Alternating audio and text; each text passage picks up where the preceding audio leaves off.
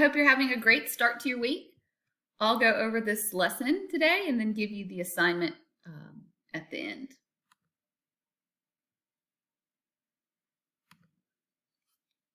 Our lesson today is titled, Let's Talk About Conversations. We're going to learn how to be an expert conversationalist, and then we're going to have a conversation starter graded assignment. So, connecting through conversation. Conversation is a form of interactive and spontaneous communication between two or more people. Big key thing here is it's spoken, not written. So you're not having conversations in texts or emails. Conversation, the definition is it's a spoken conversation. It's not a simple greeting. It's not texting. It's not emailing. It's not social media. It's held between two or more people face to face. So if you want to make and keep friends, you have to have some good conversation skills. And it's important to know some rules about conversation so that we can follow them and keep our connections and friendships with other people. And rules of conversation are not always easily followed or clearly stated. So let's go over a few. Rule number 1 is listen with all of your body. What does that mean? You're looking at the person or people in the conversation. You're facing towards the person or the people. You don't want to have your back towards them or looking another way. You're listening to what they're saying. That means you're not thinking about other things while they're talking. You're not humming and making sounds. Being as quiet as possible. Your body as quiet as possible. And we want your heart in the conversation. Those are all part of our active listening skills that we practiced earlier this year. You care about what the other person is saying, and your body shows it. So here's a visual example of what that looks like when we're doing all body listening. So these two people are listening closely to each other's words. They're facing and looking at each other, making eye contact. Their body is quiet. Their brains and hearts are engaged in the conversation. Rule number 2 is to take turns. Only one person should talk at a time. Don't want to interrupt. Everyone in the conversation should have an equal opportunity to talk. You don't want to be the one talking too much. You also don't want to be the one that's not talking hardly at all. You want to make sure you're using those pauses in conversation to let the other person have an opportunity to speak. Because conversations are dialogues. A dialogue is when it goes back and forth. It's not a monologue where only one person is speaking. So again, a monologue is one person talks about their preferred topic, but doesn't let anyone have a chance to contribute to the conversation. So an example of that would be this girl over here. She says, they are my hands down favorite band. Well, one of my favorite bands. I have so many. I've never gone to one of their concerts, but I'd have to say, well, I just think they're so cool. And I think I know all the words to their songs. I could probably listen to it all day if I could. And then this guy over here is like, she never lets me talk. I feel like she doesn't care about what I have to say. And so if you're the one hogging the conversation, the message you're sending the other person is you don't care what they have to say. We want to make a connection when we're talking to people. Do you think this guy here feels a connection to the girl or in the conversation? Do you think he'd be motivated to stay and hang out with this person? No. Rule number 3 is cultivate the conversation. What does that mean? To cultivate the conversation means to keep questions and comments going. So if someone says something to you, have a comment or question to follow up on it. For an example, this girl says, you got done with the test early. You must have done well. I think I did okay. How about you? If she hadn't asked a question, the conversation would have been over. She could have been like, I think I did okay.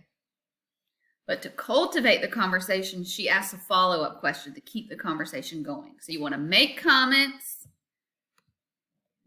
You want to ask questions. Questions and comments cultivate the conversation and strengthen the connection. We don't want to be offensive. We don't want to lack whole body listening. This is going to be a conversation destroyer. If you're not using your whole body listening or you're not cultivating the conversation is going to end pretty quick. So I've got some examples of how you could definitely easily destroy a conversation, what we want to avoid. One of them is to make offensive comments like, I hate sports. That may be true. You may not like sports at all. But to just use like a strong word like hate and just end it there can kind of make the other person feel a little weird. So instead of saying, I hate school or I hate math, I hate sports, you could be a little less offensive and be like, I'm not the biggest sports fan. Because we don't want the other person to feel uncomfortable. We don't want to start a conversation with negativity. Don't interrupt. You can also destroy a conversation by only talking about your interests. Talk about things that could possibly interest the other person. They don't want to hear all about you the whole time. Don't look away for long periods. Don't blurt out, interrupt, make silly noises while they're talking. And watch your facial expression. Make sure it's not negative. We've talked about body language, facial expressions, how that can come across to someone else. So you want to make sure you look pleasant and you're not rolling your eyes. And you want to stay on topic. So we try to talk about the same things, even if they're not interesting to us. Sometimes you got to fake it or pretend you're interested in what they're saying, even if you're not, because that's just like the polite way to have a conversation. So this guy over here says, dude, wasn't that the best game last night? I can't even believe they won at the last minute. He says, sounds like a good game. But really, he's thinking, I don't like sports. I'm not into that, but I enjoy talking to him. I want to be his friend. So even if you're not into what they're saying, you show like you're trying to be polite and pretend that you're semi-interested in it. There are situations where it's not acceptable to change a topic. Oops.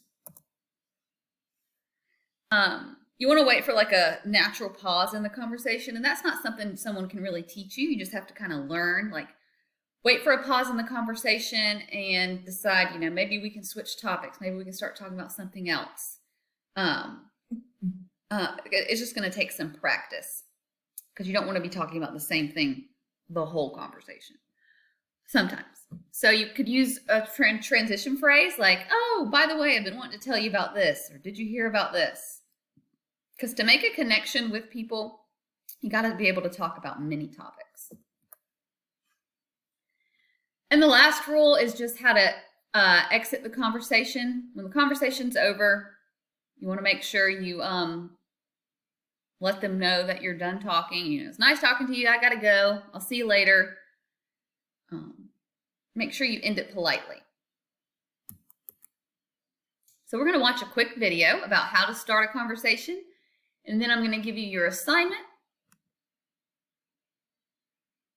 You booked a cozy Virgo mountain cabin with a kitchen where everyone can chef. So rather than avoiding it, you want to treat people all together.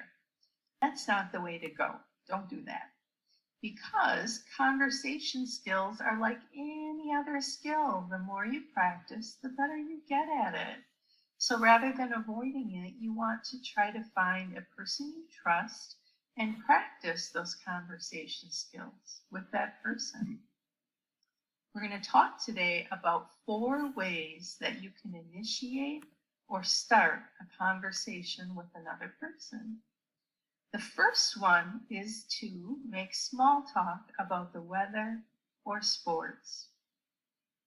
Now, small talk a lot of times is used when you don't have a lot of time, but you want to maybe make an impression with the person or pave the way for future conversations, but you don't have time for a lengthy conversation.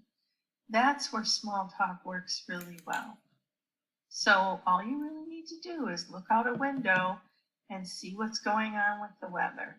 Weather is a very safe topic to talk about with other people.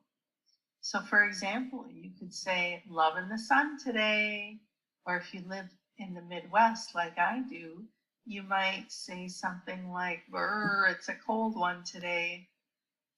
The other thing about small talk is you can make it about sports as well. Even if you don't love sports, but maybe the other person does, or it's just a commonality with that you might share with that other person. Like maybe you both live in a town that celebrates a certain football team. So you could say something like, "Did you see the game on Sunday?" Or, "I missed the game. How about you?" Or, "I missed the game. What was the outcome on Sunday?" Or just something simple like, "How about those Packers?" So don't be afraid to use sports, even if it's not a favorite thing of yours. It is a great way to engage in small talk with other people. So that's the first one. The second way to do small talk is to give someone a sincere compliment. People love to get compliments, right? And I love to give them. Compliments work best when they are authentic and close to the truth. If you over exaggerate a compliment, sometimes it can just feel a little inauthentic to the other person. For example, let's say your friend is learning how to play the guitar. You love your friend. You want to build them up. So maybe you say, "Wow, you sound like a rock star on that guitar." But let's face it, if they're just starting out playing the guitar, they probably don't sound like a rock star, do they? So how about something a little bit closer to the truth that still builds them up and is still a compliment? So try something like, "I love that you're learning how to play an instrument."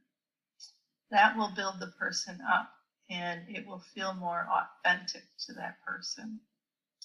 Now, a word about compliments: don't always compliment someone about their looks.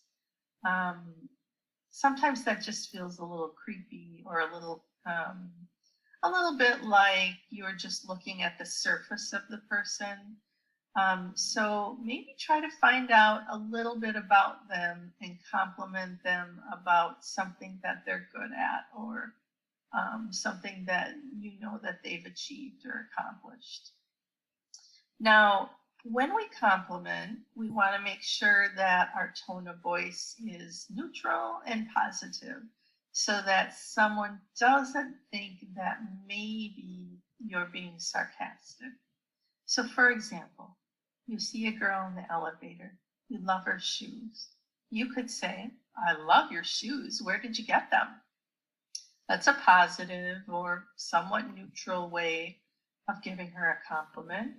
But if you word it like this, "I love your shoes," that sounds more like sarcasm, and that is not going to be accepted well by the person in the elevator with the new shoes.